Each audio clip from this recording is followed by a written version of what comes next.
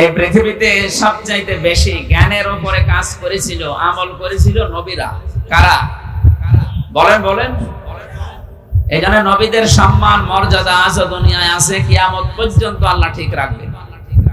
কিন্তু যারা ঈমান আনার পরে যারা ইলম অর্জন করে আমল করে না, কাজ করে না জ্ঞান অনুযায়ী, তাদের মর্যাদা বাড়া দূরের কথা, দিন যত যাবে আল্লাহ তাদের তত ঘৃণিত করে দেবে। এই জন্য যাদের নাম বললাম এই মানুষগুলোর জ্ঞান আছে কিন্তু জ্ঞান অনুযায়ী আমল নেই। কারণ জ্ঞান অনুযায়ী আমল করলে তাদের অবস্থা নবীদের মতো, সাহাবীদের মতো হবে। আল্লাহ পাক বলেন, ইয়া হাসরাতান আলাল ইবাদ মা ইয়াতিহিম মির রাসূলিন ইল্লা কানু বিহি ইস্তাহজিউন। সূরা ইয়াসিনের 30 নম্বর আয়াতে আল্লাহ বলেন, আমার বান্দাদের জন্য আমার আফসোস, আক্ষেপ, এমন কোন নবী রাসূল দুনিয়ায় পাঠালাম না যার সাথে সমসাময়িক মানুষেরা ঠাট্টা, বিদ্রূপ, জুলুম, নির্যাতন, অত্যাচার করে নাই। কে বলছেন বলেন তো? যেহেতু নবীরা তাদের প্রাপ্ত জ্ঞানের উপরে কাজ করতো, আমল করতো, এজন্য জালেম যারা, কাফের মুশরিক যারা তাদের উপরে জুলুম, অত্যাচার, ঠাট্টা, বিদ্রূপ করতো। এটাই ঠিক কিনা বলেন?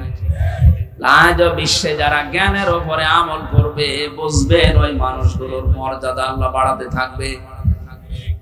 আমি নাম ধরে একজনের বলছি, আপনি দেখেন তো, আমিরে জামাত ডাক্তার শফিকুর রহমান, একটা জেনারেল শিক্ষিত, একটা এমবিবিএস ডাক্তার, সার্জন, উনি অপারেশন করে। অথচ লোকটা তার জ্ঞান অনুযায়ী, তার এলেম অনুযায়ী কাজ করার কারণে আল্লাহ এত উপরে তুলে দিয়েছে। শুধু বাংলাদেশ না, বহির বিশ্বেও আজ মানুষের অন্তরের ভেতরে আল্লাহ পাক তার জায়গা তৈরি করে দিয়েছে। শুধু মুসলমানেরা না, অন্যান্য ধর্মের মানুষদের কাছেও তিনি ছুটে যাচ্ছেন। যেখানে যাই দেখি বলে খায়রুন নাস মাইয়ানফাউন নাস। নবীজি জানিয়েছেন আল্লাহর কাছে উত্তম মানুষ ওইটা যার দ্বারা মানুষের উপকার হচ্ছে, হবে। ইয়ানফাউ এটা মুজারে, বর্তমান, ভবিষ্যৎ, প্রেজেন্ট, ফিউচার। এরপরে আবার খায়রুন নাস দিয়ে মাইয়ানফাউল মুসলিমুনা দেননি, মাইয়ানফাউন নাস দিয়েছেন। শুধু মুসলমানের উপকার যারা করে, তাদের কল্যাণ সাধন করে, তারা আল্লাহর কাছে উত্তম। আল্লাহর নবী এটা বলেননি, বিশ্ব নবী জানিয়েছেন ওই মানুষটা উত্তম যেটার দ্বারা মানুষের উপকার হয়, মানুষের কল্যাণ সাধন হয়। আজ এই দেশে বহু মানুষ আছে, আমরা দেখি তারা শুধু মুসলমানের, অথবা কেউ শুধু হিন্দুদের, কেউ শুধু খ্রিস্টানদের উপকার করে বেড়ান। ডাক্তার শফিকুর রহমানের জীবনের দিকে তাকান, ওনার যে প্রতিষ্ঠান আছে সিলেটের বুকে, সেখানে হিন্দু, বৌদ্ধ, খ্রিস্টান, মুসলমান সবার কর্মজীবন আছে। সুবহানাল্লাহ বলতে পারেন না? এখান থেকে আপনাকে শিক্ষা নেওয়া লাগবে। আমি যদি আল্লাহর কাছে দামি হতে চাই, উত্তম হতে চাই, আল্লাহর দরবারে যদি আমার একটা চেয়ার তৈরি করতে চাই, মর্যাদার চেয়ার, মানুষ কোন ধর্মের দেখা যাবে না, ও যদি মানুষ পদবাচ্চা বিবেচিত হয়, বিপদে পড়লে এগিয়ে যাওয়া লাগবে। কথা বলেন না কেন? বিশ্বনবীর স্ত্রী হযরতে খাদিজাতুল কুবরা রাদিয়াল্লাহু তাআলা আনহা, তিনি ওই সময় মুসলমান হননি, ঈমান আনেননি। কিন্তু নবীজি যখন এসে বললেন জাম্মিলুনি, আমাকে ঢেকে দাও, আমি ভয় পেয়েছি, হযরতে খাদিজা ওই দিন বলেছিলেন কাল্লা আল্লাহি মা ইউখজিকাল্লাহু আবাদান ইন্নাকা লা তাসিলুর রিহমা ওয়া তাহমিলুল কাল্লা ওয়া তাকসিবুল মা'দুমা ওয়া তুইনু আলা নাওয়াইবিল হক। যারা মেয়ে লোক এসেছেন তাদেরকে এবার বলছে, শুধু বাদাম খাচ্ছেন বসে বসে, এইদিকে ভালো করে খেয়াল করে থাকুন। বিশ্ব নবীর স্ত্রী যে কথাগুলো নবীজিকে ওই দিন বলেছিলেন, আজ যদি কোনো স্ত্রী তার স্বামীর চরিত্র নিয়ে এই কথাগুলো বলতে পারে, সে যেন এখন বিশ্বাস করে নিতে পারে যে হ্যাঁ, সে নবীর উম্মত আছে। আর যদি দেখেন যে না, নবীর এই 5টা বিষয়ের সাথে আমার চরিত্র মিলছে না, আপনি বিশ্বাস করতে পারেন আপনি নবীর উম্মত থেকে খারিজ হয়ে গেছেন। হযরতে খাদিজা ওই দিন বলেছিলেন কাল্লা, কখনো না, আল্লাহি, আল্লাহর কসম, মা ইউখজিকাল্লাহু আবাদান, আল্লাহ কখনো আপনাকে অপমান, অপদস্থ, ঘৃণিত, ভয় ভীতি দেখাতে পারেন না। ইন্নাকা লা তাসিলুর রাহমা, কারণ আপনি রেহেমের সম্পর্কগুলো ঠিক রাখেন। ও বাংলার মুসলমানেরা, এখানে হাজারো নামাজি, হাজারো রোজাদার মুসল্লি আমরা অনেকে বসে আছি, হজ করেছি 2-3 বার, তাহাজ্জুদের নামাজও পড়ে, কিন্তু রক্তের সম্পর্ক অনেকেরই ঠিক নেই। ভাই ভাইয়ের সাথে সম্পর্ক ঠিক নেই, নিজের আপন বোনের বাড়িতে যায় না, নিজের ছেলে মেয়ে যে রক্তের সম্পর্ক যেটা মা বাবা, তার সাথেও সম্পর্ক ঠিক নেই। এটা দুনিয়ার কাজ মনে করে উনি ভুলি আছে, নামাজ পড়ছে। ইন্নাকা লা তাসিলুর রাহমা, অবশ্যই আপনি সম্পর্কগুলো জুড়ে রাখেন, সম্পর্কগুলো অটুট রাখেন, ঠিক রাখেন। সুতরাং যারা মানুষের সাথে সম্পর্ক ঠিক রাখে, এদের কেউ ভয় দেখাতে পারে না। আজ আমাদের এই সম্পর্কগুলো কোথায় চলে গেছে? বিশ্ব নবী বলেন, পৃথিবী তৈরি করার পর সব সৃষ্টি যখন শেষ হয়ে যায়, তখন এই যে রেহেম, যেটা সম্পর্ক, এটা আল্লাহর কুদরতি পা চেপে ধরেছিল। ডাক দিয়ে বলে, মাবুদ তুমি আমার ব্যাপারে কিছু বললে না, আমার ব্যাপারে তোমার সিদ্ধান্ত কি? সঙ্গে সঙ্গে আল্লাহ জবাব দিয়েছেন, রেহেম সম্পর্ক ভালো করে শুনে রাখো। দুনিয়াতে যে বান্দা বান্দি তোমার সাথে সম্পর্ক ঠিক রাখবে, আমি তার সাথে আছি। তোমার সাথে যার সম্পর্ক ঠিক থাকবে না, আমি তার সাথে নেই। কত বড় কঠিন বিষয় আল্লাহর সিদ্ধান্ত দেখেন। সম্পর্ক যাদের ঠিক নেই, ওদের সাথে আল্লাহ নেই। এখানে বহু মানুষ আমি দেখতে পাচ্ছি, চেহারা দেখলে বুঝতে পারা যায় নিজের আপন জনের সাথে 3 দিন 10 দিন 3 বছরও কথা বলে না। ওয়াজ শুনতে এসেছি। কিসের ওয়াজ শুনেন আপনি? কি হয়েছে? ওই যে মুরগিতে ধান খেয়েছে, এই নিয়ে কথা বলে না। কথা বলছে না কেন? আখিরাতের সাথে সম্পর্কিত এমন কোন বিষয় নিয়ে যদি আপনি তার সাথে সম্পর্ক ত্যাগ করেন, জায়েজ আছে। আল্লাহর বিধান মানে না, এরকম বিষয় শেষ করে দিন। কিন্তু দুনিয়ার কোন তুচ্ছ বিষয় নিয়ে যদি আপনি তার সাথে সব মিটিয়ে ফেলেন, আল্লাহ আপনার সাথে সব মিটিয়ে ফেলবে। আল্লাহ যদি সম্পর্ক ঠিক না রাখে, আপনার নামাজ নেওয়ার জন্য আল্লাহ বসে আছে? বলেন। এজন্য যারা সম্পর্কগুলো নষ্ট করে ফেলেছেন, তাদের হাজারো ভয় চেপে বসবে। সেদিন কোন জায়গা থেকে যেন যাচ্ছিলাম, পুলিশ আমার গাড়ি রাতের বেলা থামানোর পরে বলছে, হুজুর বুকে ফু দিয়ে দিন। কেন? ডিউটি পালন করছিলাম, হঠাৎ দেখলাম ওই তাল গাছের ভেতরে কি যেন নড়ে উঠলো। তাল গাছের ভেতরে কি নড়ে, ওর ভয় পায়, ও তো ভয় পাবে। ও বহু সম্পর্ক দুনিয়াতে মানুষের নষ্ট করে দিয়েছে। আমি নিচে নামলাম না। এজন্য আমরা নামাজ পড়ি, রোজা রাখি, হজ করি, যাকাত দেই, দান সাদকা যাই করি, জিকির আজকার তাসবিহ তাহলিল আছে। এই সম্পর্কের বেলা এটা আমার মনে হয় অনেকে দুনিয়ার কাজ মনে করে ভুলে থাকে। এ সমাজে হাজারো মানুষের সম্পর্ক ঠিক রাখতে পারে না, তার অন্যতম কারণ আমাদের বউগুলো। এই কথা বলেন না। যে সন্তান মায়ের কাছে ছাড়া খাবার খায় না, ওই সন্তান বিয়ের পরে শেষ পর্যন্ত মাকে বৃদ্ধাশ্রমে দিয়ে আসে। এর পেছনে যিনি ভূমিকা পালন করে, তিনি ওই মহিলাগুলো।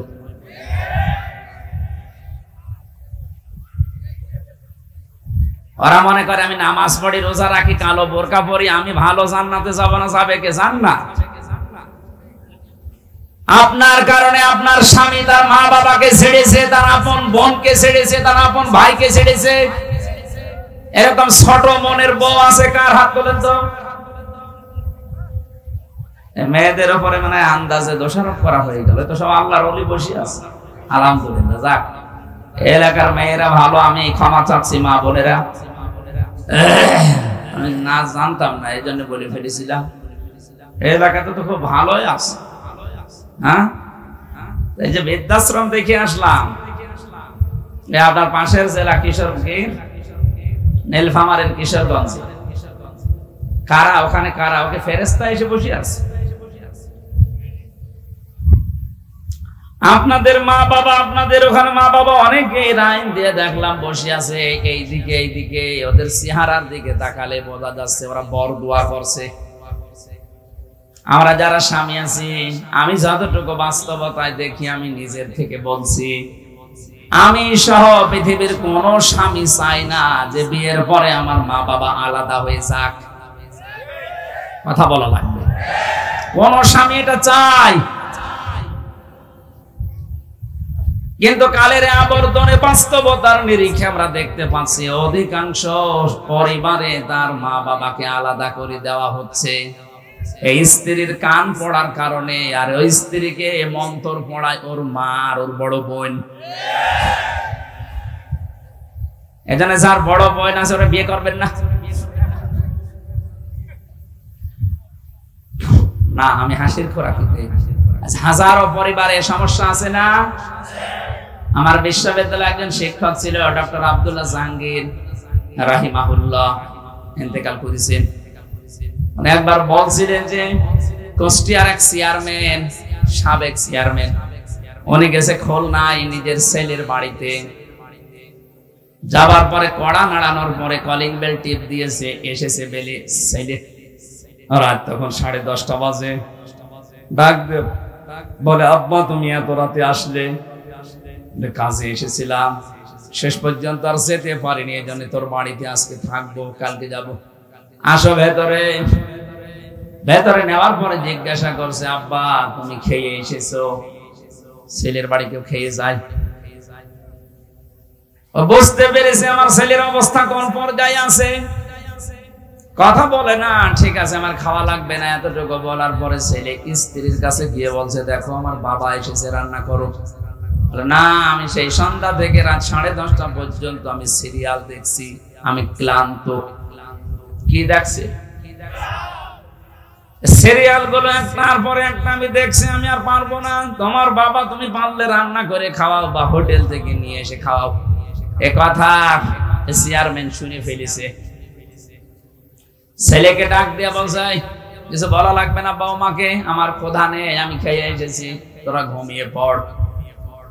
1-1.5 ঘন্টা পরে রাত 12:30টার দিকে হঠাৎ কলিং বেলকে যেন টিপ দিয়েছে। বাইরে যেয়ে দেখে ওর নিজের ছোট শালা। ডাক দিয়া বলছে, দোলা ভাই আমি আজ বাড়ি যেতে পারিনি, চলে আসলাম। ঠিক আছে আসো, তোমারে দিয়ে খেলা শুরু হবে। ঘরের ভেতরে নিয়ে বলছে, রান্না করো। পারবো না, তোমার ভাই এসেছে। এবার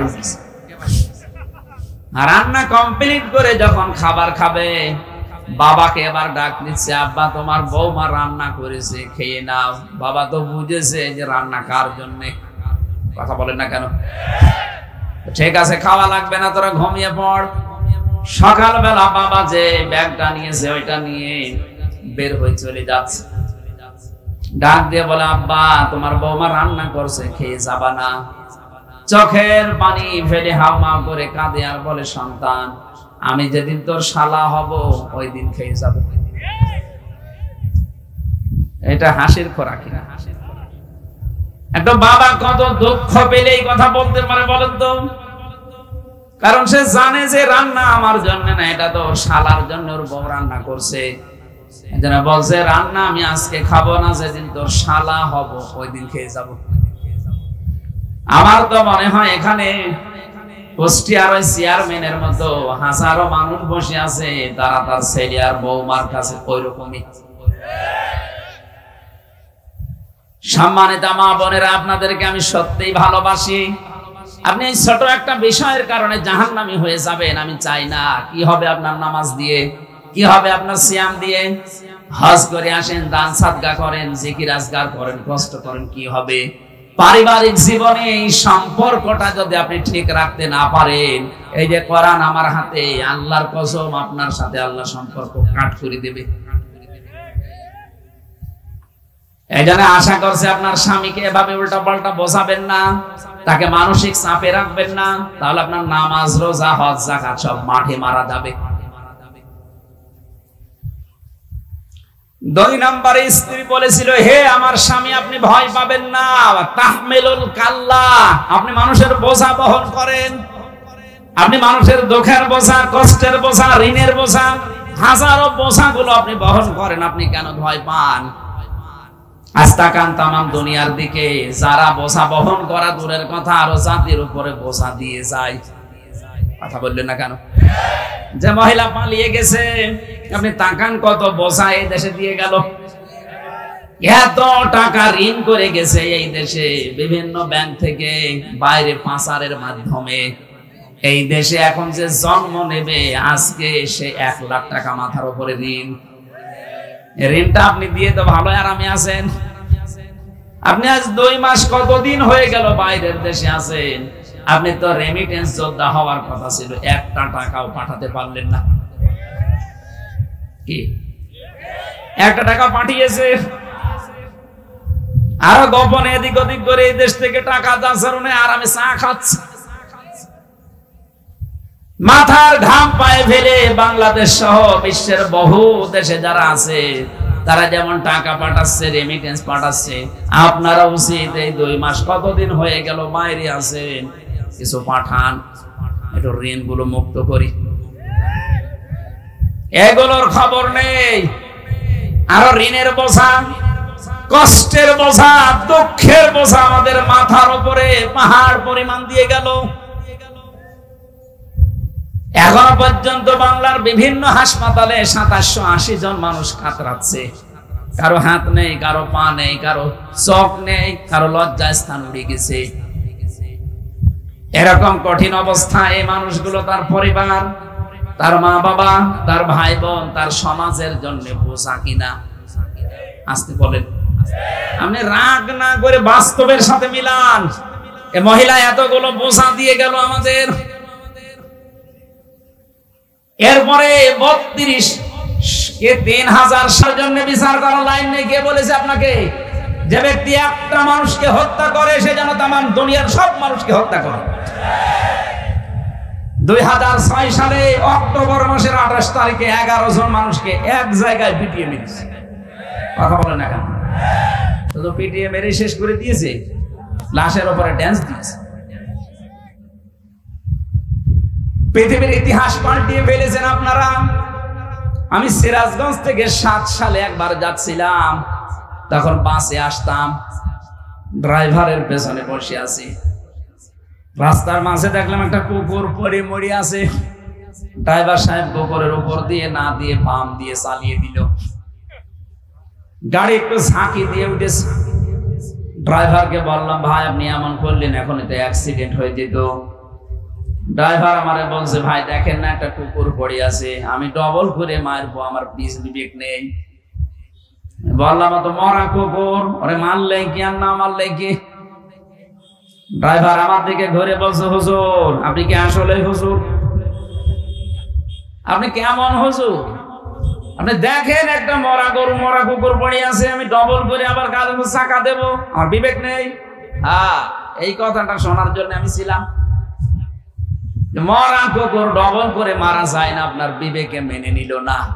অথচ পৃথিবীতে জিন্দা মানুষ পিটিয়ে লাশের উপরে অনেকে ড্যান্স দিয়েছে।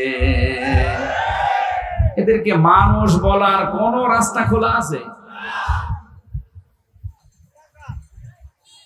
আপনি তো বিচার করার কোন লাইন পাচ্ছেন না। গণহত্যার দায়ে একটা দুইটা না, 3732 জন মানুষ মারা গেল। 2780 জন মানুষ এখন হাসপাতালে। বিচার তো শুরু করলে এইগুলো দিয়েই করা যায়। বাইরের বিভিন্ন দেশে এখন মায়া কান্না কাঁদছে যে আমি নির্বাচিত সরকার আমারে পিটিয়ে বের করে দিয়েছে। ভান্ডামি করা জায়গা পান না। আপনি নির্বাচিত, এটা কুকুরও বিশ্বাস করবে? নিয়ে আসেন, ওই যে কুকুর আছে, ডাক দিন। কুকুরকে জিজ্ঞাসা করেন যে 15 বছর যারা ছিল ওরা কি নির্বাচিত ছিল? ও কথা বলতে পারলেও হাসবে, ঘোড়ার মতো হাসবে।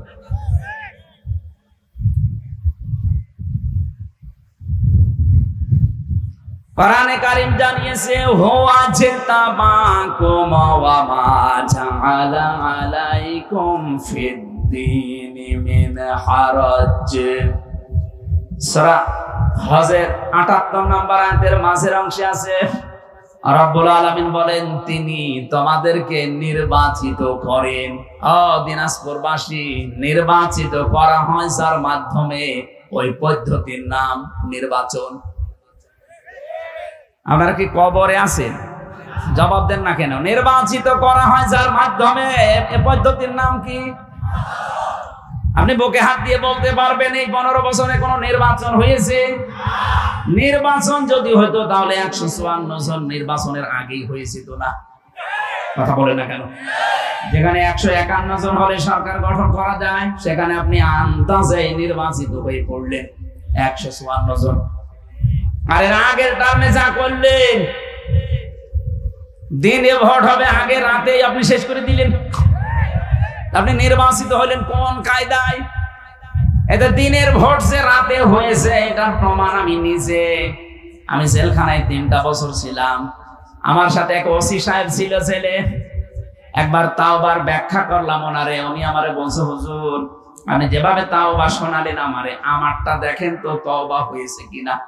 কি তাওবা? বলছে যে নির্বাচনে আমি বাইরে ছিলাম, ওই সময় আমার দায়িত্ব ছিল ফেনীতে। রাত 12টার পরে আমার যে দল বল আছে এগুলো নিয়ে আমি ভোট কাটা আরম্ভ করলাম আল্লাহর নামে। কার নামে?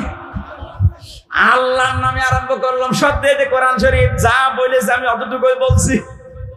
আল্লাহর নামে ভোট কাটা আরম্ভ করলাম একেবারে ফজর পর্যন্ত। বাক্স ভর্তি করে জমা দিয়ে দিলাম।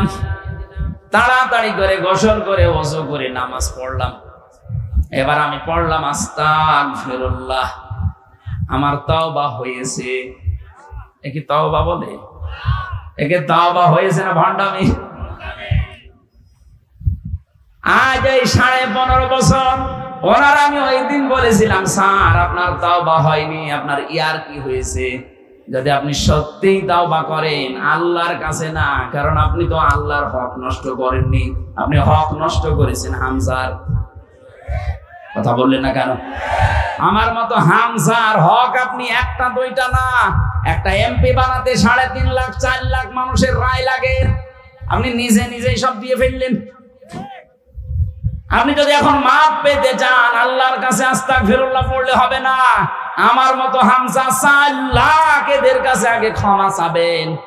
বড় দুঃখের বিষয়, এই 15.5 বছরে অনেকেই কিন্তু মারা গেছে। আপনি তার কাছে ক্ষমা চাবেন কি করে? তার মানে আপনার দুনিয়াও শেষ আর আখিরাত তো শেষই। যাদের হক নষ্ট করলেন, কিয়ামতে আল্লাহ যখন বিচার ব্যবস্থা আরম্ভ করবে, তখন ওই মানুষকে ডেকে বলবে, তোর হক তুই পাও না, এর কাছে নিয়ে নে। আপনার কিছুই থাকবে না, যতটুকু নেকির কাজ ছিল ওখান থেকে দেওয়া আরম্ভ হবে। 4 লাখ মানুষকে যদি আপনি হক দিতে থাকেন, কয়টা নেকির কাজ করেছেন? সেটা দিতে দিতে আপনার সব শেষ। আরো পাওনাদার আমার মতো হামজা এসে বলবে, আমিও দিতে পারিনি, আমারটা দেন। কি করবেন তখন? বলবে, আল্লাহ আমারটা না নিয়ে আমি এর ছাড়বো না। শেষ পর্যন্ত আল্লাহ পাক যে দুনিয়ায় বিচারক, বলবে তোর যা অপরাধ আছে মাথার উপরে চাপিয়ে দে। আপনি কি করলেন? কার জন্য করলেন? আপনার বিবেক কি একটু নাড়া দেয় না? নাকি বিবেকের উপরে কুকুরে পেশাব করেছে? ও বলছে ঠিক।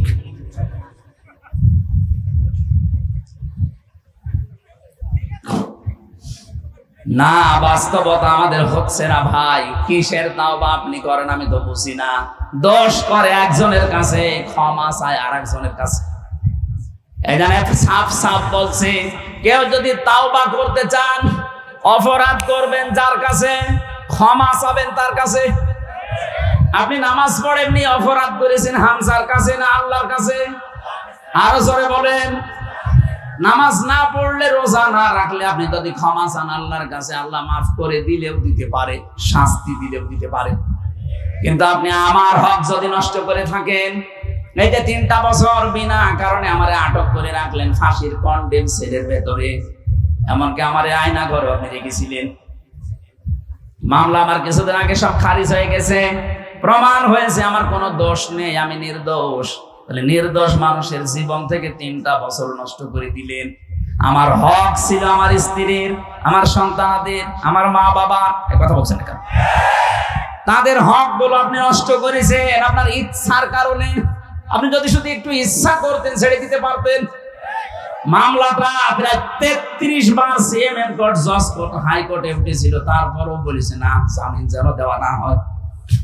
অথচ সেই জজই এই স্বাধীনতার পরে মামলা তুলতে দেরি, মামলা এভাবে দেখে বলছে কি দিয়ে বিচার করব, কোনো মাল নেই, যা সব জামিন দিয়ে দিল। শুধু জামিন না, একেবারে জীবনের মতো খারিজ করে দিয়েছে। আদালত কর্তৃক প্রমাণিত আমি নির্দোষ, আমার কোনো দোষ এ মামলার সাথে পাইনি। আমার মতো হাজারো হাজারো হাজারো মানুষ, প্রায় 1,10,000-এর মতো মানুষ জেল কাটতেছে। আমি যতটুকু দেখলাম এই 3 বছরে প্রায় 100 জনের 60 জন কিছুই জানে না আন্দাজে। যারা বিচারক আছে অধিকাংশ হাত পাতা ছিল। আমার ওই বিচারপতিকে আমি মনে করলাম জিজ্ঞাসা করি, স্যার এগুলো তো আপনার হাতে ছিল এতদিন, কিছুই করেননি, হঠাৎ আজকে বললেন কোনো মাল নেই, ছেড়ে দিলাম, এতদিন কি হয়েছে? এইটাই আমারে বলতো, হুজুর আমার হাত বাঁধা ছিল। কথা বলেন না কেন? এখন আমার হাত খোলা আছে। আমরা চাই এদেশের 1628টা চেয়ার আছে, যারা বিচারালয় আছে, শিক্ষা ব্যবস্থায় আছে, চিকিৎসা ব্যবস্থায় আছে, রাষ্ট্রীয় ব্যবস্থায় আছে, প্রশাসনে আছে, এদেশের দায়িত্বে যারা প্রতিনিধি হয়ে আছে, এরকম 1628টা চেয়ার এখন এই দেশে। প্রত্যেকটা চেয়ারের হাত বাঁধা ছিল। এই জন্য ন্যায় বিচারের পরিবর্তে অবিচার পেয়েছি বেশি। এখন যেহেতু হাত খোলা, চাই এই দেশে কিয়ামতের আগে যেন কারো হাত আর বাঁধা না থাকে। সবার হাত এই রংপুর বিভাগের কৃতি সন্তান, বীর সন্তান আবু সাইদের মতো খোলা থাকবে। এখন 100 জনের 65 জন অলরেডি পাল্টিয়ে গেছে বিভিন্ন চেয়ার থেকে, কিন্তু জালেমদের দোসর এখনো 35 জন আছে দেশে। আর এরাই মাঝে মাঝে উল্টা পাল্টা ছড়ায়। এই যে মাঝে মাঝে একটু উসবিস করে, দেখেন না এরা। আমরা চাই দেশে সংস্কার যখন আরম্ভ হয়েছে, একটা চেয়ারেও যেন কোনো জালেম আর জালেমের দোসর না থাকে। সব চেয়ার আমরা চাই যেন ওই বিচারকের মতো মুক্ত। বলেন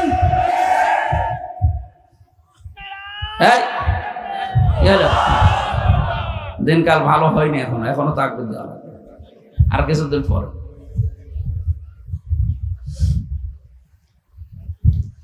দিনাজপুর মাসে আমি যেটা বলতে চেয়ে পর্যন্ত এসেছি, কোন অপরাধ যদি আপনি করেন, এই অপরাধ করার পরে যদি আপনি মনে করেন যে আমি আস্তাগফিরুল্লাহ পড়লে মাফ হয়ে যাবে না, আপনি যার কাছে অপরাধ করেছিলেন আগে তার কাছে যে বলবেন যে আমার ভুল হয়ে গেছে, কি করব এখন বলো। ও যদি বলে আপনি আমার 5 লাখ টাকা লস করে দিয়েছেন, মিথ্যা মামলা দিয়ে, মিথ্যা সাক্ষী দিয়ে, উকিলের মাধ্যমে, এই উকিলকে টাকা দিয়ে আপনি আমার বাড়ি থেকে বেকার 5 লাখ টাকা নষ্ট করে দিয়েছেন, ওই 5 লাখ টাকা আগে ফেরত দিন, তারপরে আপনার আমি মাফ করব। আপনার তাই করা লাগবে। সুতরাং 15.5 বছর যারা জুলুম, নির্যাতন, অত্যাচার, গুম, খুন, আয়না ঘরের সাথে যারা জড়িত, এরা যদি মাপ পেতে চায় আগে এই গোনা উসুল করা লাগবে, এরপরে মাফ হবে। এই গোনাগুলো উসুল কিভাবে হবে? কেউ যদি চুরির সাথে জড়িত থাকে 15 বছরে তার হাত কাটা লাগবে। এই কথা বলছেন না কেন? কেউ যদি জেনার সাথে জড়িত থাকে তাহলে সঙ্গে সার করা লাগবে। কেউ যদি হত্যার সাথে জড়িত থাকে ওকেও মেরে ফেলা লাগবে। কেউ যদি আয়না ঘরের সাথে জড়িত থাকে তাকে 14 বছর আয়না ঘরে রাখা লাগবে। কেউ যদি গুমের সাথে জড়িত থাকে, গুম যে কত বড় মারাত্মক অপরাধ, যে পরিবারে একটা লোক গুম হয় তারা বোঝে। আমি মাত্র 10 দিন ছিলাম আয়না ঘরে, তাই আমার বাবা মা পাগল হয়ে যাওয়ার মতো। অথচ ব্যারিস্টার আরমানের স্ত্রী আজ 8 বছর, আমান আজমের স্ত্রী শেষ পর্যন্ত 10 বছর পার করে ফেলেছে, পাইনি খোঁজ, গত বছর বিয়েই করে ফেলেছে। আপনি কি জবাব দেবেন বলেন তো মরণের পরে? আমার তো মনে হয় দেশের 18 কোটি মানুষও যদি এদেশের জালেমদেরকে মাফ করে দেয়, ব্যারিস্টার আরমানের বউ জীবনও মাফ করবে না। কত বড় কঠিন অবস্থায় রাখে আমি নিজে তো দেখেছি। কত দেওয়ালে লেখা দেখতাম, কারো 2 বছর, 5 বছর, 8 বছর, 10 বছর, 14 বছর পর্যন্ত আটকানো। দুনিয়ার মানুষ জানেই না যে এখানে মানুষ আছে, অথচ উপর দিয়ে গাড়ি চলতেছে। উপর দিয়ে গাড়ি চলে, মানুষ চলে, কত কিছুর আওয়াজ, নিচে পড়ে আছে একদিন 2 দিন না 14 বছর। একটা মোবাইল নাম্বার লেখা দেখলাম, ওখানে লেখা আছে, ভাই যদি বাইরে কেউ যেতে পারেন আমার এই নাম্বারটা দিয়ে একটু জানাবে যে আমি বেঁচে আছি।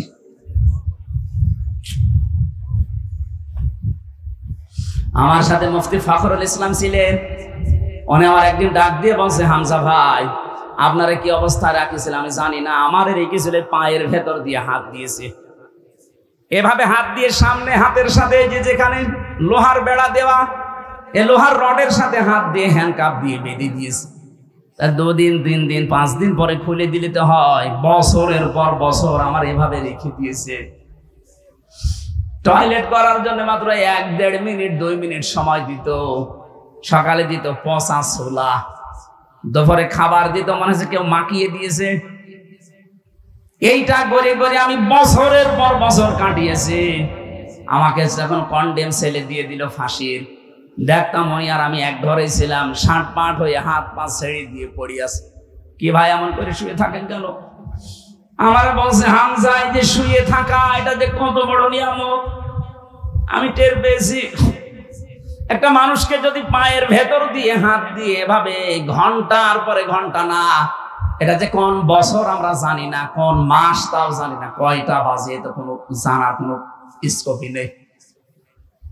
বলেন তো এভাবে একটা মানুষকে 14 বছর যদি ওইভাবে কাউকে রাখে, কাউকে 8 বছর, কাউকে 10 বছর, কাউকে 3 বছর রেখে দিয়েছে।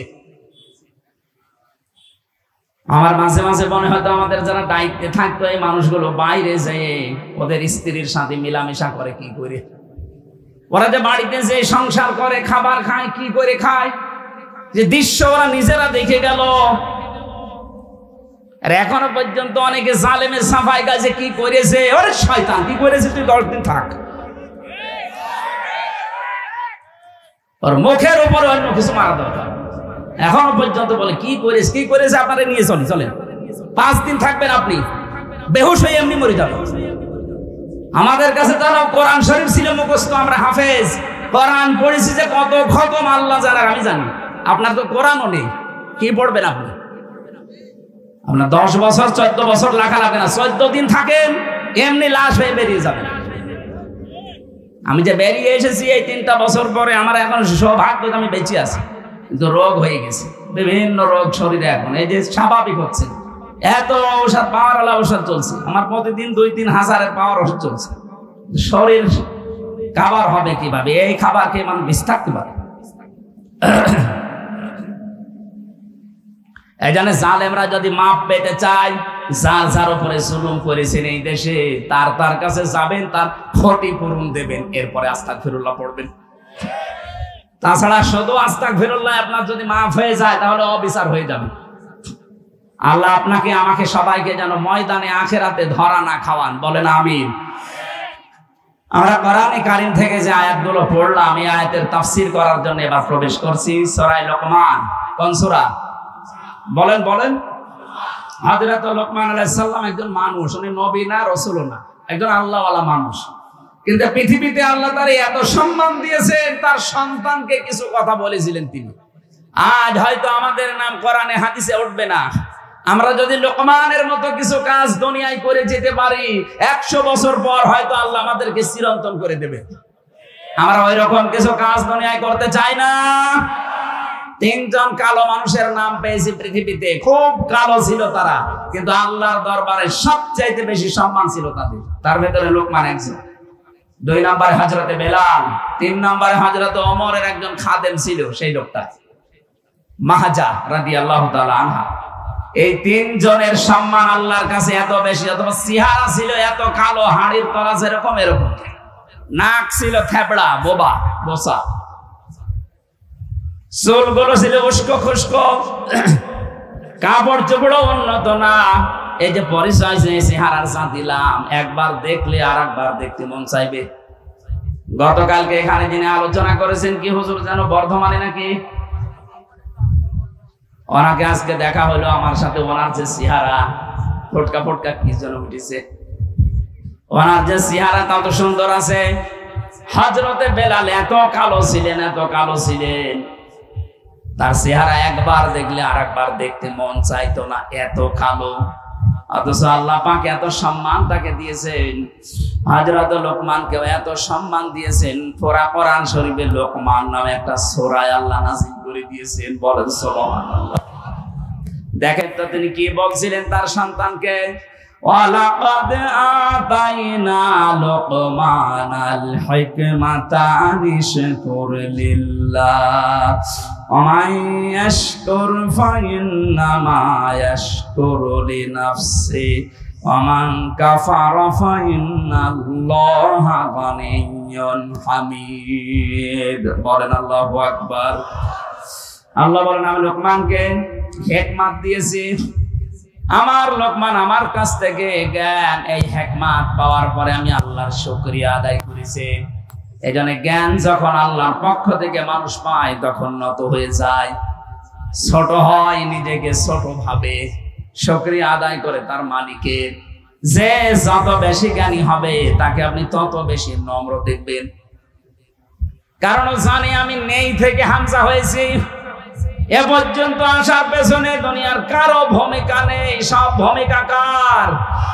যখন বাবার স্ফলিঙ্গ দিয়ে দ্রুত গতিতে ওই নাপাক পানিটা বের হয়ে যায়, এ নাপাক পানি দিয়ে আল্লাহ চারটা জিনিস তৈরি করে, চুল, রগ, হাড় আর পর্দা।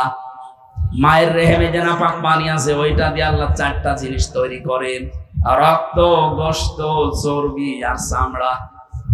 চার চার আটটা জিনিস যখন এক হয়, আল্লাহ বলেন আমার রব নাম নিয়েছি, এ কারণে আমার বান্দাকে আরো পাঁচটা জিনিস আমি দান করি, শ্রবণ শক্তি, দর্শন শক্তি, বাক শক্তি, আকেল শক্তি আর ঘ্রাণ শক্তি।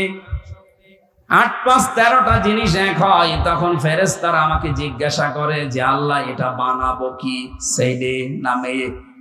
এ সিদ্ধান্ত দুনিয়ার কেউ দেওয়ার ক্ষমতা রাখে না, আমি আল্লাহ তখন বলি যে এটা কর।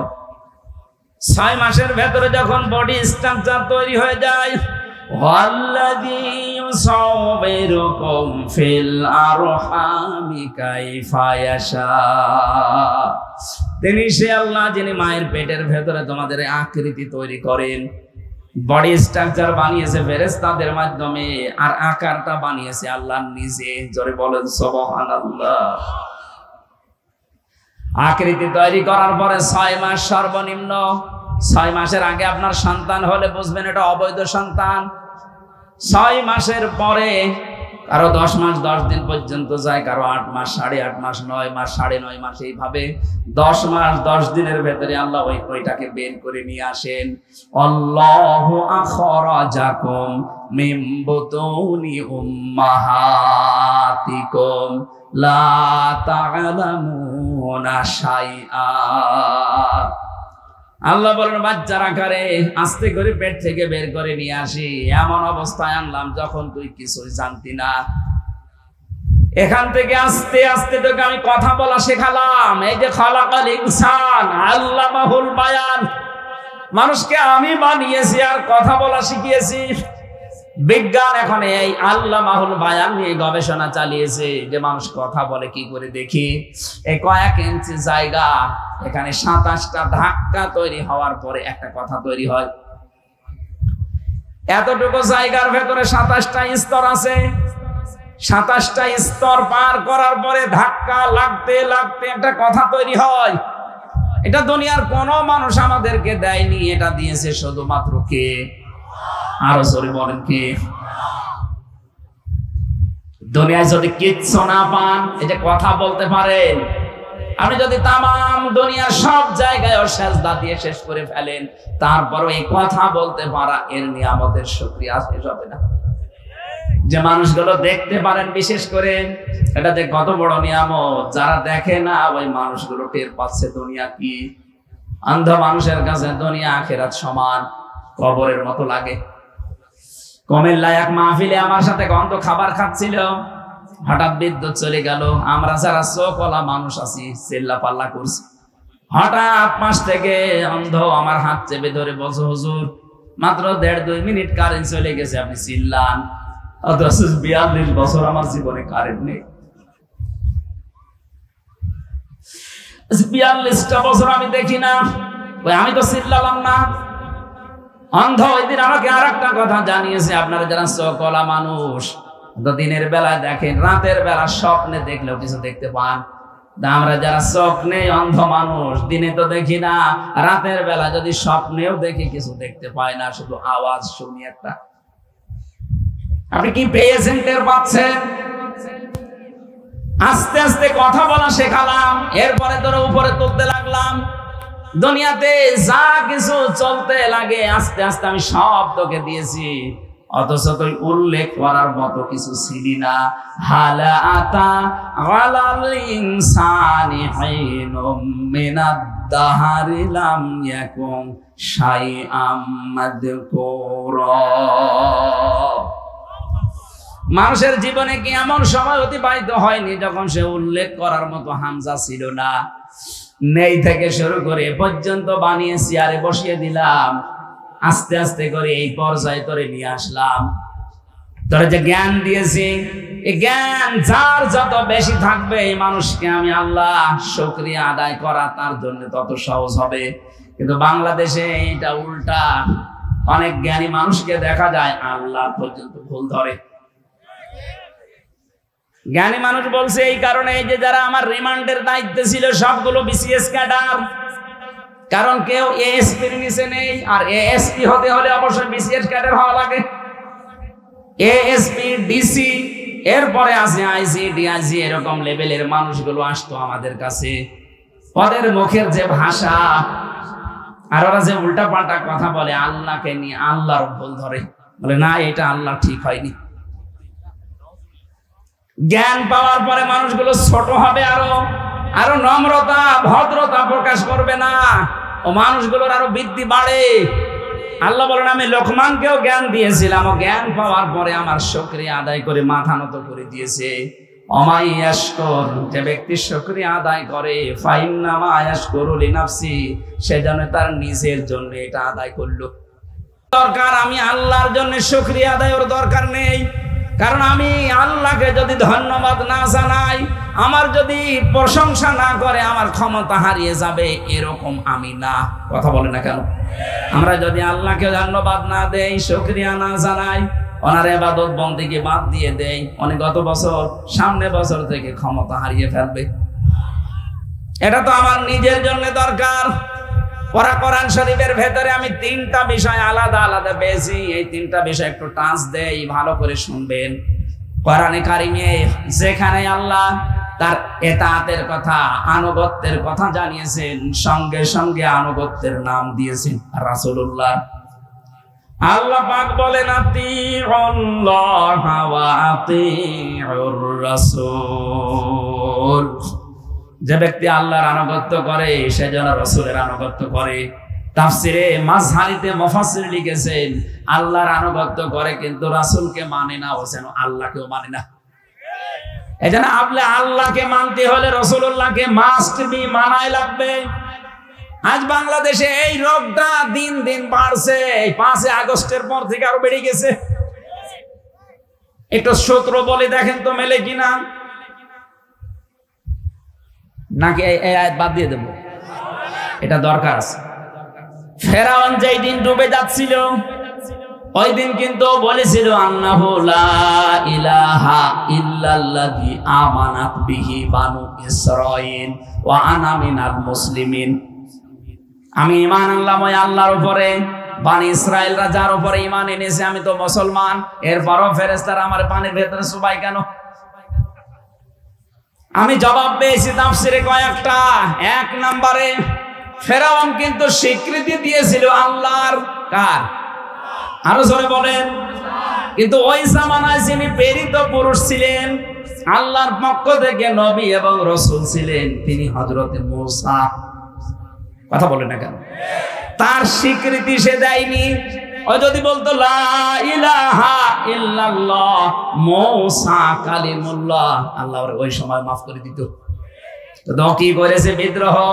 রিসালাতের ঘোষণাটা দেয়নি, ও শুধু দিয়েছে আল্লাহর একাত্মবাদের ঘোষণা, যে আন্নাহু লা ইলাহা ইল্লা, আমি ঈমান আনলাম ওই আল্লাহর প্রতি, আমানাত বিহি বানু ইসরাঈল, যার উপরে বানি ইসরাঈলরা ঈমান এনেছে, আমি মুসলমান। আল্লাহ বলেন না, ও যেহেতু রিসালাতের ঘোষণা দেয় না, ঈমান আনার সাথে যেগুলো সম্পৃক্ত, 1 নম্বরে আল্লাহর একাত্মবাদের স্বীকৃতি দেওয়া, 2 নম্বরে রিসালাতের স্বীকৃতি দেওয়া, 3 নম্বরে আখিরাতে কিয়ামতে জবাব দিতে হবে, এই আচরণ তৈরি করা। কথা বলেন না কেন? আপনি আল্লাহর স্বীকৃতি দিয়েছেন, কিন্তু এই জামানার যিনি এখন প্রেরিত পুরুষ, শেষ নবী এবং রাসূল, তার নাম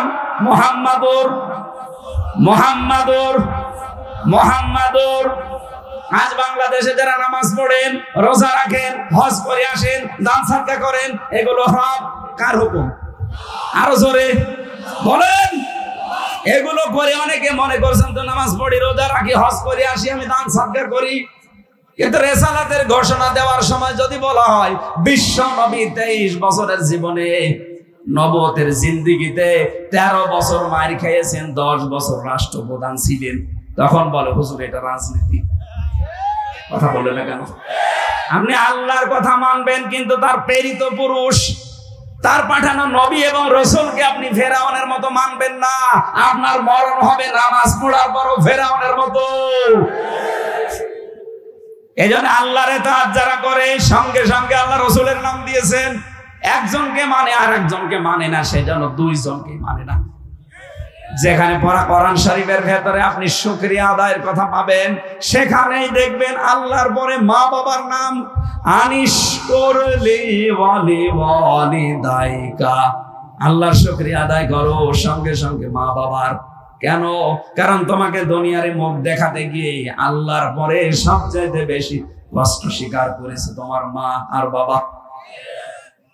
বিজ্ঞান এখন জানিয়েছে একটা সন্তান দুনিয়াতে নরমাল ডেলিভারি করার সময় মেয়ে লোকের 57 ইউনিট কষ্ট সহ্য করা লাগে, অথচ আমরা যারা পুরুষ মানুষ সর্বোচ্চ 47 ইউনিট কষ্ট যদি আমাদের শরীরে দেওয়া হয়, 45 থেকে 47, 45টার কথায় বেশি পেয়েছে।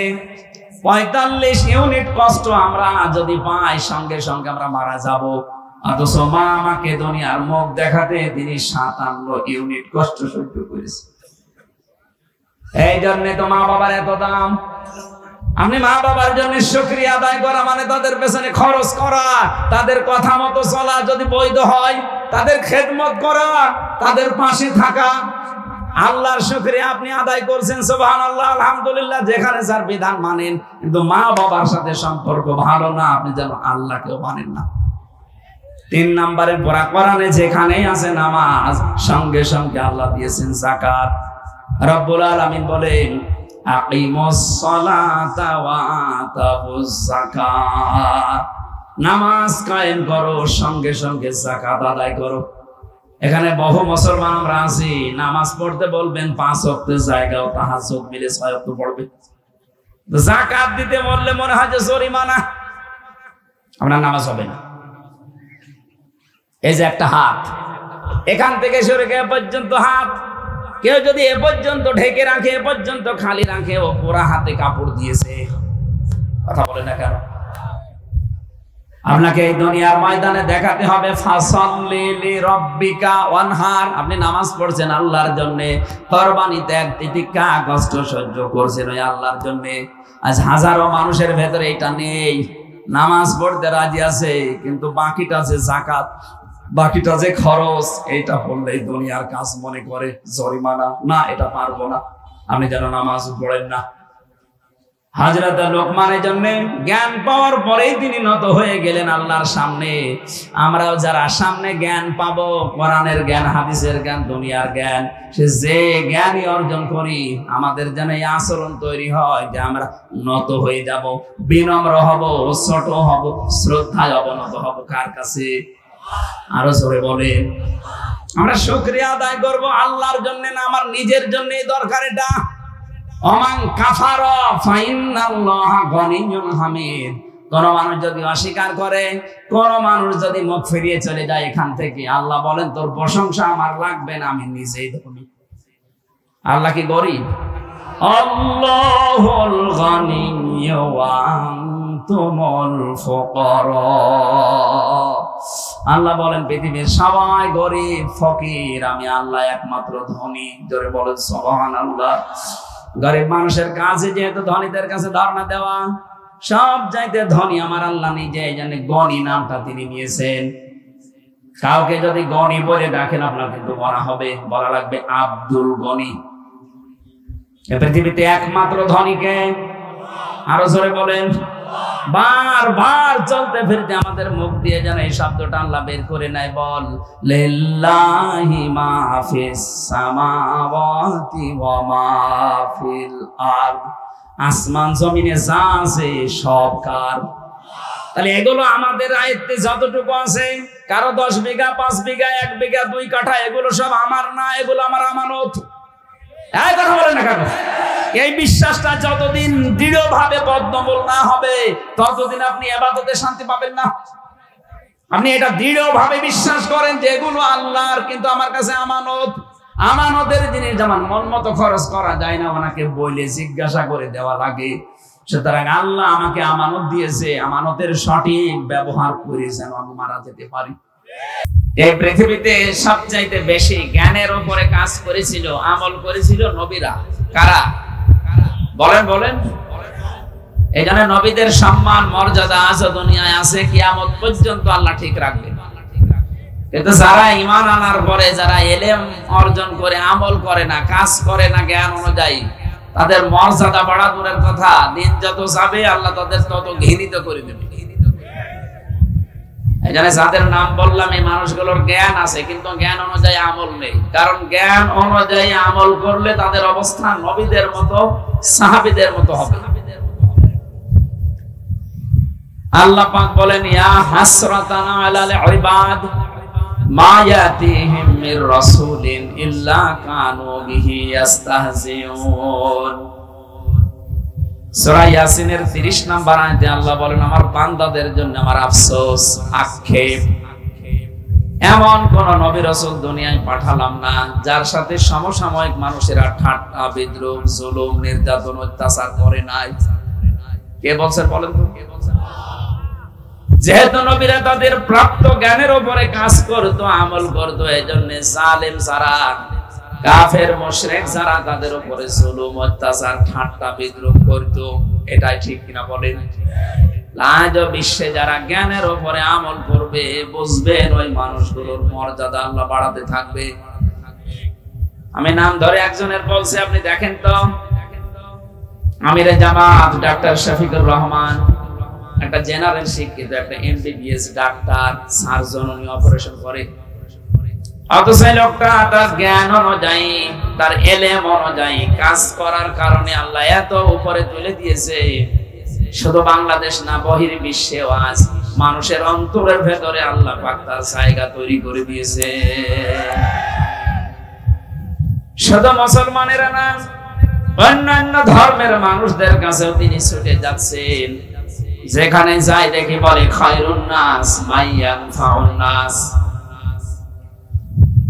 নবীজি জানিয়েছেন আল্লাহর কাছে উত্তম মানুষ ওইটা যার দ্বারা মানুষের উপকার হচ্ছে, হবে। ইয়ানফাউ এটা মুজারে, বর্তমান ভবিষ্যৎ, প্রেজেন্ট ফিউচার। এরপরে আবার খায়রুন নাস দিয়ে মাইয়ানফাউল মুসলিমুনা দেননি, মাইয়ানফাউন নাস দিয়েছেন। শুধু মুসলমানের উপকার যারা করে, তাদের কল্যাণ সাধন করে, তারা আল্লাহর কাছে উত্তম। আল্লাহর নবী এটা বলেননি, বিশ্ব নবী জানিয়েছেন ওই মানুষটা উত্তম যেটার দ্বারা মানুষের উপকার হয়, মানুষের কল্যাণ সাধন হয়। আজ এই দেশে বহু মানুষ আছে, আমরা দেখি তারা শুধু মুসলমানের, অথবা কেউ শুধু হিন্দুদের, কেউ শুধু খ্রিস্টানদের উপকার করে বেড়ান।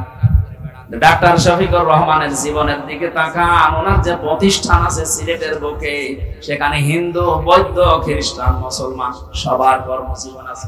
সুবহানাল্লাহ বলতে পারেন না? এখান থেকে আপনাকে শিক্ষা নেওয়া লাগবে।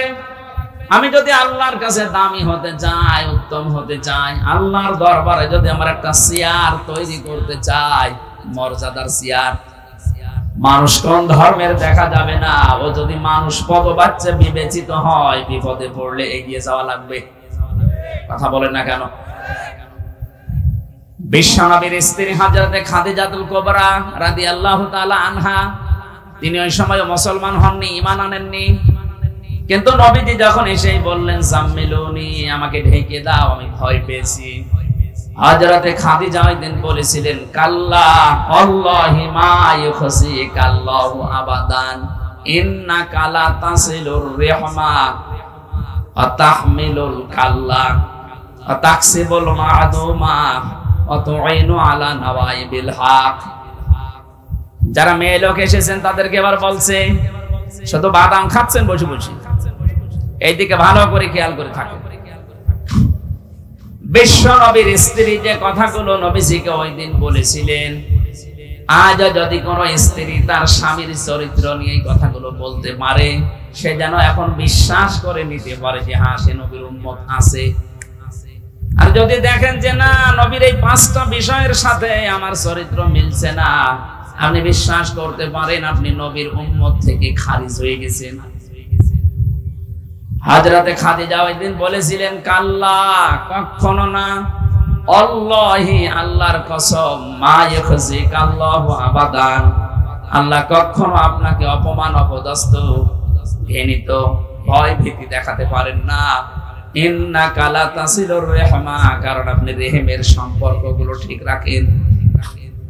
ও বাংলার মুসলমানেরা, এখানে হাজারো নামাজি, হাজারো রোজাদার মুসল্লি আমরা অনেকে বসে আছি, হজ করেছি 2-3 বার, তাহাজ্জুদের নামাজও পড়ে, কিন্তু রক্তের সম্পর্ক অনেকেরই ঠিক নেই। ভাই ভাইয়ের সাথে সম্পর্ক ঠিক নেই, নিজের আপন বোনের বাড়িতে যায় না, নিজের ছেলে মেয়ে যে রক্তের সম্পর্ক, যেটা মা বাবা, তার সাথেও সম্পর্ক ঠিক নেই। এটা দুনিয়ার কাজ মনে করে উনি ভুলি আছে, নামাজ পড়ছে। ইন্নাকা লা তাসিলুর রিহমা, অবশ্যই আপনি সম্পর্কগুলো জুড়ে রাখেন, সম্পর্কগুলো অটুট রাখেন, ঠিক রাখেন। সুতরাং যারা মানুষের সাথে সম্পর্ক ঠিক রাখে, এদের কেউ ভয় দেখাতে পারে না। আজ আমাদের এই সম্পর্কগুলো কোথায় চলে গেছে? বিশ্ব নবী বলেন, পৃথিবী তৈরি করার পর সব সৃষ্টি যখন শেষ হয়ে যায়, তখন এই যে রেহেম, যেটা সম্পর্ক, এটা আল্লাহর কুদরতি পা চেপে ধরেছিল। ডাক দিয়ে বলে, মাবুদ, তুমি আমার ব্যাপারে কিছু বললে না, আমার ব্যাপারে তোমার সিদ্ধান্ত কি? সঙ্গে সঙ্গে আল্লাহ জবাব দিয়েছেন, রেহেম, সম্পর্ক ভালো করে শুনে রাখো। দুনিয়াতে যে বান্দা বান্দি তোমার সাথে সম্পর্ক ঠিক রাখবে, আমি তার সাথে আছি। তোমার সাথে যার সম্পর্ক ঠিক থাকবে না, আমি তার সাথে নেই। কত বড় কঠিন বিষয় আল্লাহর সিদ্ধান্ত দেখেন। সম্পর্ক যাদের ঠিক নেই, ওদের সাথে আল্লাহ নেই। এখানে বহু মানুষ আমি দেখতে পাচ্ছি, চেহারা দেখলে বুঝতে পারা যায় নিজের আপন জনের সাথে 3 দিন, 10 দিন, 3 বছরও কথা বলে না। ওয়াজ শুনতে এসেছি। কিসের ওয়াজ শুনছেন আপনি? কি হয়েছে? ওই যে মুরগিতে ধান খেয়েছে, এই নিয়ে কথা বলে না, কথা বলছে না। আখিরাতের সাথে সম্পর্কিত এমন কোন বিষয় নিয়ে যদি আপনি তার সাথে সম্পর্ক ত্যাগ করেন, জায়েজ আছে। আল্লাহর বিধান মানে না, এরকম বিষয় শেষ করে দিন। কিন্তু দুনিয়ার কোন তুচ্ছ বিষয় নিয়ে যদি আপনি তার সাথে সব মিটিয়ে ফেলেন, আল্লাহ আপনার সাথে সব মিটিয়ে ফেলবে। আল্লাহ যদি সম্পর্ক ঠিক না রাখে, আপনার নামাজ নেওয়ার জন্য আল্লাহ বসে আছে? বলেন। এজন্য যারা সম্পর্কগুলো নষ্ট করে ফেলেছেন, তাদের হাজারো ভয় চেপে বসবে। সেদিন কোন জায়গা থেকে যেন যাচ্ছিলাম, পুলিশ আমার গাড়ি রাতের বেলা থামানোর পরে বলছে, হুজুর বুকে ফু দিয়ে দিন। কেন? ডিউটি পালন করছিলাম, হঠাৎ দেখলাম ওই তাল গাছের ভেতরে কি যেন নড়ে উঠল। তাল গাছের ভেতরে কি নড়ে, ওর ভয় পায়, ভয় পাবে। বহু সম্পর্ক দুনিয়াতে মানুষের নষ্ট করে দিয়েছে। আমি নিচে নামলাম না। এজন্য আমরা নামাজ পড়ি, রোজা রাখি, হজ করি, যাকাত দেই, দান সাদকা যাই করি, জিকির আজকার, তাসবিহ তাহলিল আছে। এই সম্পর্কের বেলা এটা আমার মনে হয় অনেকে দুনিয়ার কাজ মনে করে ভুলে থাকে। এ সমাজে হাজারো মানুষের সম্পর্ক ঠিক রাখতে পারে না, তার অন্যতম কারণ আমাদের বউগুলো। কথা বলে না, যে সন্তান মায়ের কাছে ছাড়া খাবার খায় না, ওই সন্তান বিয়ের পরে শেষ পর্যন্ত মাকে বৃদ্ধাশ্রমে দিয়ে আসে। এর পেছনে যিনি ভূমিকা পালন করে, তিনি ওই মহিলাগুলো।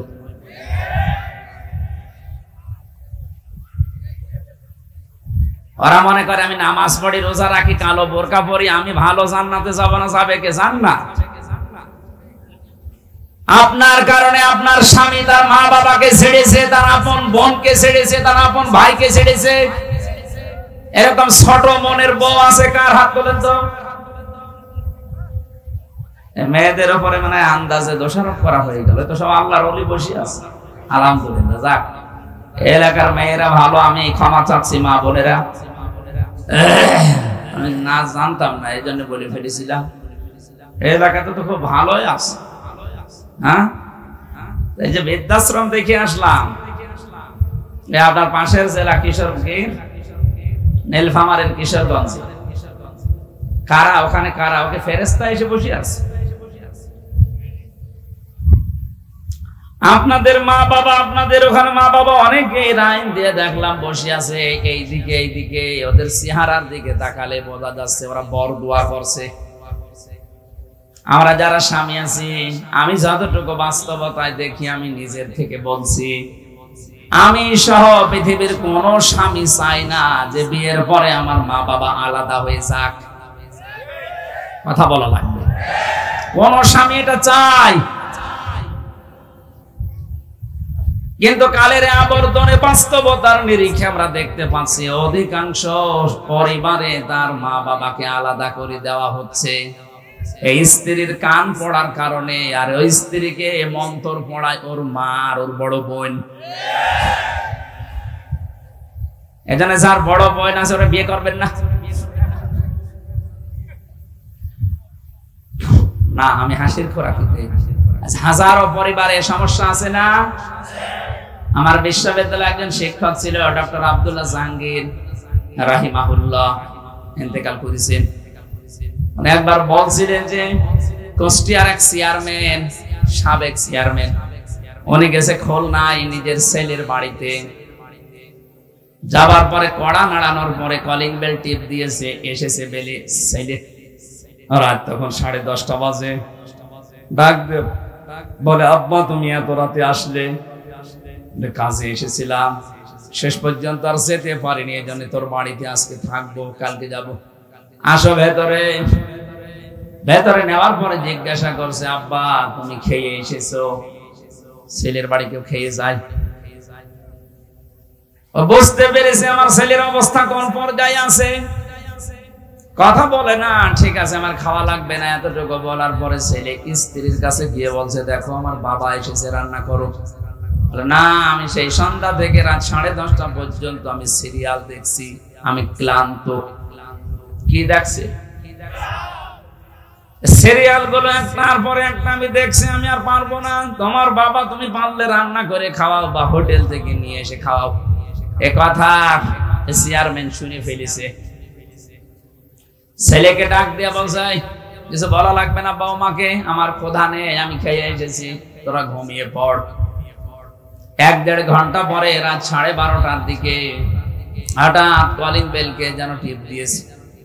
বাইরে যেয়ে দেখে ওর নিজের ছোট শালা। ডাক দিয়া বলছে, দোলা ভাই আমি আজ বাড়ি যেতে পারিনি, চলে আসলাম। ঠিক আছে আসো, তোমারে দিয়ে খেলা শুরু হবে। ঘরের ভেতরে নিয়ে বলছে, রান্না করো। পারবো না, তোমার ভাই এসেছে। এবার রান্না কমপ্লিট করে যখন খাবার খাবে, বাবাকে এবার ডাক দিচ্ছে, আব্বা তোমার বৌমা রান্না করেছে, খেয়ে নাও। বাবা তো বুঝেছে যে রান্না কার জন্য। কথা বলেন না কেন? ঠিক আছে খাওয়া লাগবে না, তোরা ঘুমিয়ে পড়। সকালবেলা বাবা যে ব্যাগটা নিয়েছে ওইটা নিয়ে বের হয়ে চলে যাচ্ছে। ডাক দিয়ে বলে, আব্বা তোমার বৌমা রান্না করছে, খেয়ে যাবা না? চোখের পানি ফেলে হাউমাউ করে কাঁদে আর বলে, সন্তান আমি যেদিন তোর শালা হব ওই দিন খেয়ে যাব। এটা হাসির খোরাকি না? একটা বাবা কত দুঃখ পেলে এই কথা বলতে পারে বলেন তো? কারণ সে জানে যে রান্না আমার জন্য না, এটা তো ওর শালার জন্য ওর বউ রান্না করছে। এজন্য বলছে, রান্না আমি আজকে খাবো না, যেদিন তোর শালা হব ওই দিন খেয়ে যাব। আমার তো মনে হয় এখানে কুষ্টিয়ার ওই চেয়ারম্যানের মতো হাজারো মানুষ বসে আছে, তারা তার ছেলে আর বৌমার কাছে ওই রকমই। সম্মানিত মা বোনেরা, আপনাদেরকে আমি সত্যিই ভালোবাসি। আপনি এই ছোট একটা বিষয়ের কারণে জাহান্নামী হয়ে যাবেন, আমি চাই না। কি হবে আপনার নামাজ দিয়ে, কি হবে আপনার সিয়াম দিয়ে? হজ করে আসেন, দান সাদকা করেন, জিকির আজকার করেন, কষ্ট করেন, কি হবে? পারিবারিক জীবনে এই সম্পর্কটা যদি আপনি ঠিক রাখতে না পারেন, এই যে কোরআন আমার হাতে, আল্লাহর কসম আপনার সাথে আল্লাহ সম্পর্ক কাট করে দেবে। এই জন্য আশা করছে আপনার স্বামীকে এভাবে উল্টা পাল্টা বোঝাবেন না, তাকে মানসিক চাপে রাখবেন না, তাহলে আপনার নামাজ, রোজা, হজ, যাকাত সব মাঠে মারা যাবে। 2 নম্বরে স্ত্রী বলেছিল, হে আমার স্বামী, আপনি ভয় পাবেন না, তাহমিলুল কাল্লা, আপনি মানুষের বোঝা বহন করেন, আপনি মানুষের দুঃখের বোঝা, কষ্টের বোঝা, ঋণের বোঝা, হাজারো বোঝাগুলো আপনি বহন করেন, আপনি কেন ভয় পান?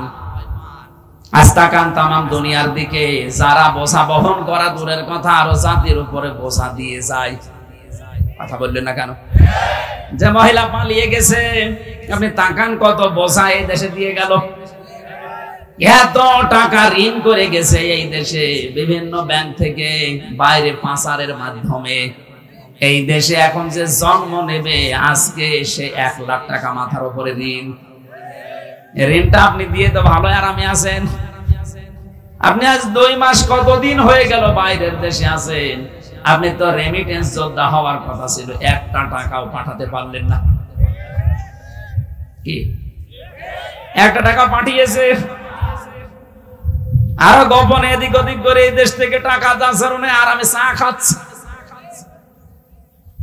মাথার ঘাম পায়ে ফেলে বাংলাদেশ সহ বিশ্বের বহু দেশে যারা আছে, তারা যেমন টাকা পাঠাচ্ছে, রেমিটেন্স পাঠাচ্ছে, আপনারা উচিত এই 2 মাস কতদিন হয়ে গেল বাইরে আছেন, কিছু পাঠান, একটু ঋণগুলো মুক্ত করি।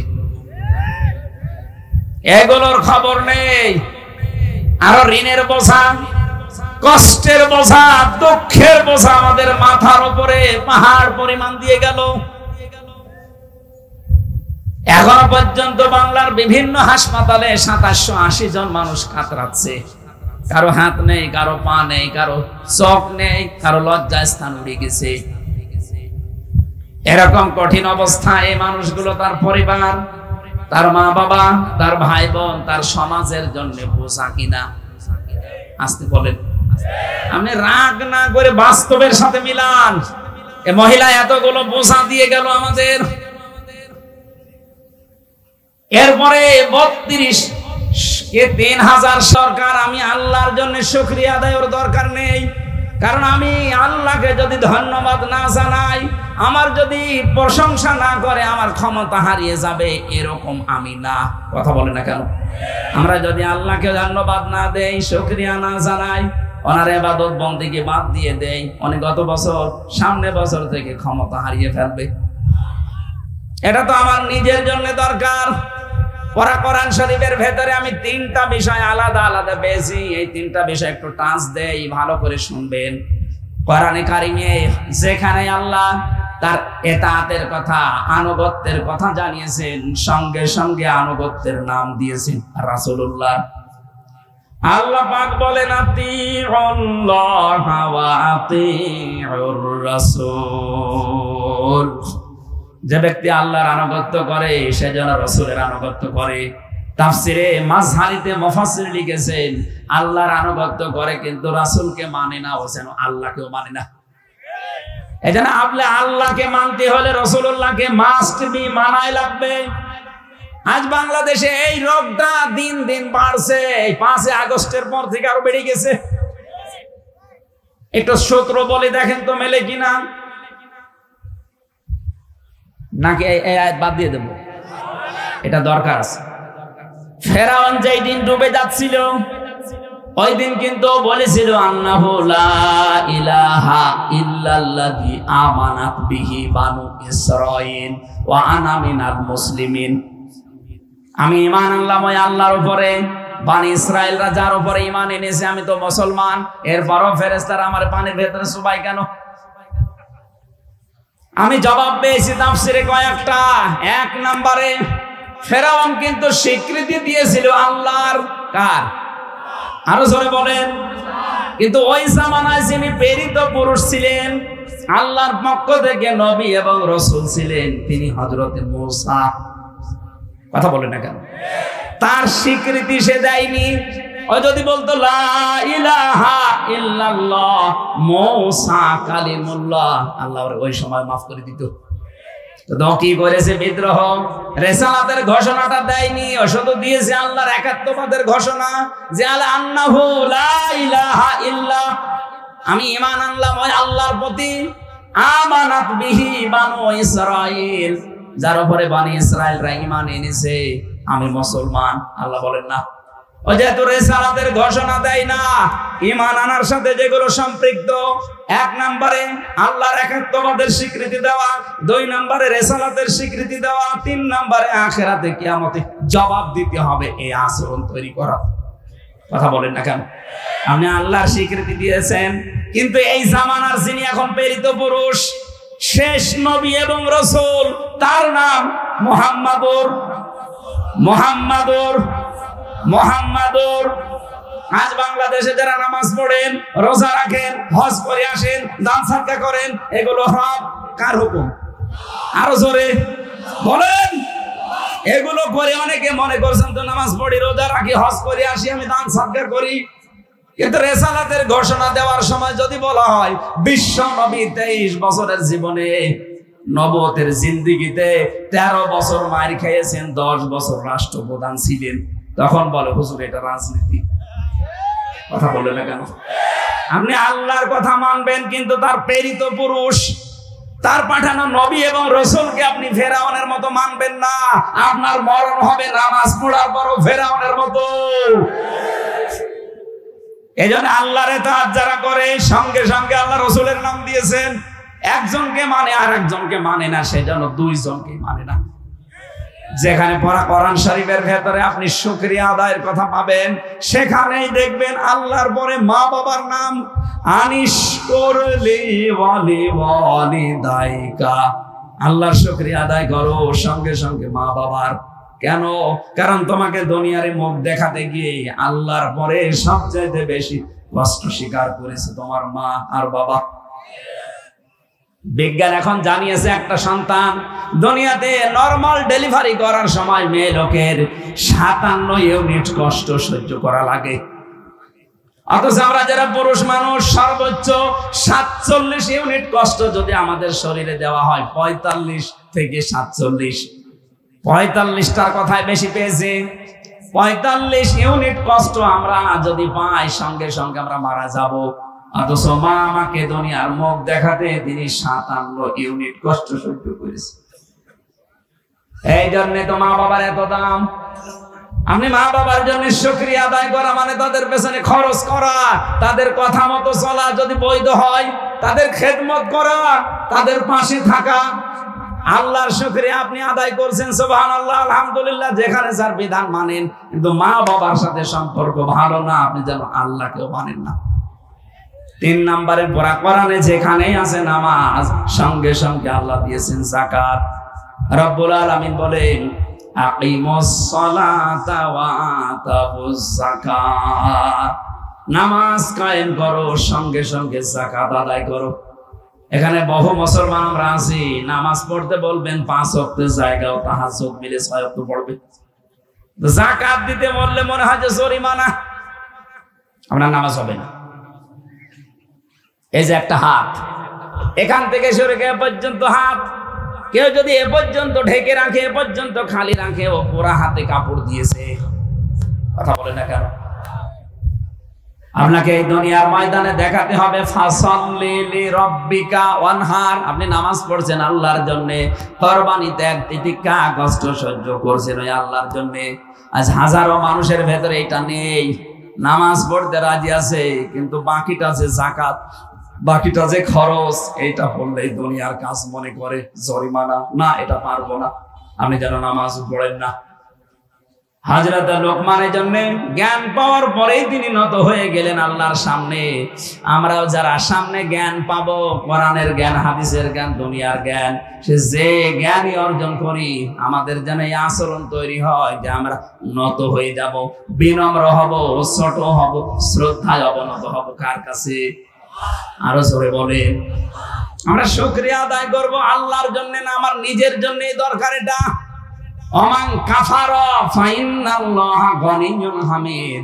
কোন মানুষ যদি অস্বীকার করে, কোন মানুষ যদি মুখ ফিরিয়ে চলে যায় এখান থেকে, আল্লাহ বলেন তোর প্রশংসা আমার লাগবে না, আমি নিজেই ধনী।